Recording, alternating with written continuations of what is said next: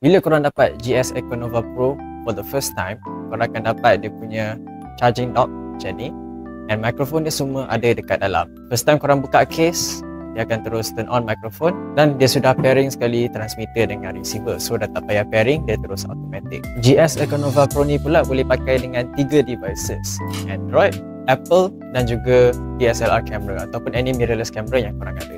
Korang akan dapat USB-C to USB-C connector, USB-C to Lightning untuk Apple device, and then 3.5 to 3.5mm jack untuk guna dengan kamera.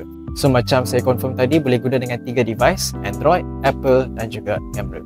And then katakan kalau korang dah buka casing dia tapi mikrofon dengan receiver still tak turn on, cara nak turn on tu senang sajalah. Kalau korang tengok dekat bahagian tepi belah kiri ni, power button dia dua-dua dekat tepi, just turn on saja dua-dua, receiver akan keluar dia punya display, dan untuk transmitter lampu LED akan menyala. So ni tandanya mikrofon sedang berfungsi. So kalau saya cakap kat dalam mikrofon pun hello hello, ada audio in.